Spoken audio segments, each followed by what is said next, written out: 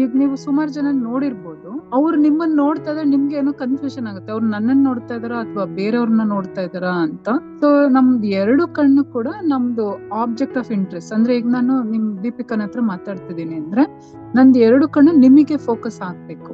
But ಒಂದ್ ಕಣ್ಣು ನಿಮಗ್ ಫೋಕಸ್ ಆಗಿ ಇನ್ನೊಂದ್ ಕಣ್ಣು ಇನ್ನೊಂದ್ ಡೈರೆಕ್ಷನ್ ಅಲ್ಲಿ ನೋಡ್ತಾ ಇದ್ರೆ ಅದನ್ನ ನಾವು ಮೇಲ್ಗಣ್ಣು ಅಂತ ಕಾಮನ್ ಟರ್ಮ್ಸ್ ಅಲ್ಲಿ ಹೇಳ್ಬೋದು. ಅಂದ್ರೆ ಎರಡು ಕಣ್ಣು ನಾವು ಏನ್ ಆಬ್ಜೆಕ್ಟ್ ನ ನೋಡ್ಬೇಕು ಅಂತ ಅನ್ಕೊಂಡಿದೀವೋ ಅದನ್ನ ನೋಡ್ದಲೆ ಒಂದ್ ಕಣ್ಣು ಮಾತ್ರ ಅದನ್ನ ನೋಡ್ತಾ ಇದೆ, ಇನ್ನೊಂದ್ ಕಣ್ಣು ಬೇರೆ ದಿಕ್ಕಲ್ಲಿ ನೋಡ್ತಾ ಇರೋದನ್ನ ಮೇಲ್ಗಣ್ಣು ಅಂತ ಕರಿಬೋದು.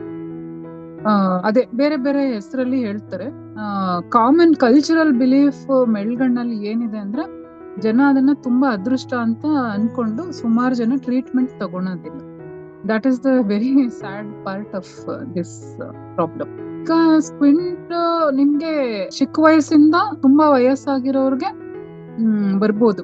ಹುಟ್ಟಿದ ಮಗುವಿಂದ ಹಿಡಿದು ಒಂದು 80-90 ವರ್ಷದ ಮುದುಕರಿಗೂ ಕೂಡ ಬರ್ಬೋದು.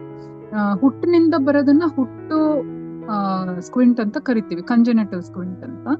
ಅದೇ ಅಡಲ್ಟ್ಸ್ ಅಲ್ಲಿ ಅಂದ್ರೆ ವಯಸ್ಕರಲ್ಲಿ ಬರೋದ್ ಏನಾಗುತ್ತೆ, ಮೆದುಳಲ್ಲಿ ನರಗಳಿರುತ್ತೆ, ಆ ನರದ ತೊಂದರೆಯಿಂದ ಕೂಡ ಮೇಲ್ಗಣ್ಣು ಬರ್ಬೋದು. ಸೊ ಏಜ್ ಗ್ರೂಪ್ ಅವ್ರಿಗೆ ಅಂತ ಏನಿಲ್ಲ, ಸಣ್ಣ ವಯಸ್ಸಿಂದ ಮುದುಕ ವಯಸ್ಸುವರ್ಗ ಬರ್ಬೋದು. ಆದ್ರೆ ಚಿಕ್ಕ ವಯಸ್ಸಲ್ಲಿ ಬರೋ ಮೆಲ್ಗಣ್ಣಿಗೆ ದೃಷ್ಟಿ ತೊಂದರೆ ತುಂಬಾ ಆಗುತ್ತೆ. ಅದೇ 10-15 ವರ್ಷದ ನಂತರ ಬರೋ ಮೆಲ್ಗಣ್ಣಲ್ಲಿ ಎರಡೆರಡು ಕಾಣೋದು ಕಾಮನ್. ಅಂದ್ರೆ ಡಬಲ್ ವಿಷನ್ ಅಂತ ಏನ್ ಕರಿತೀವಿ, ಅದು ಎಲ್ಡರ್ಲಿ ಪೀಪಲ್ ಅಲ್ಲಿ ಬರೋವ್ರಿಗೆ ಡಬಲ್ ವಿಷನ್ ಸಮಸ್ಯೆಯಿಂದ ಬರ್ತಾರೆ. ಸಣ್ಣ ಮಕ್ಕಳಲ್ಲಿ ಬಂದಿರೋ ಮೆಲ್ಗಣ್ಣಿಗೆ ಒಂದು ಅವ್ರ ಕಣ್ಣು ಬೇರೆಯವ್ರು ನೋಡೋದಕ್ಕೆ ಒಂಥರ ಕಾಣೋದ್ರ ಜೊತೆಗೆ ಅವ್ರಿಗೆ ದೃಷ್ಟಿ ತೊಂದರೆ ಕೂಡ ಆಗ್ಬೋದು. ಅದು ತುಂಬಾ ಇಂಪಾರ್ಟೆಂಟ್.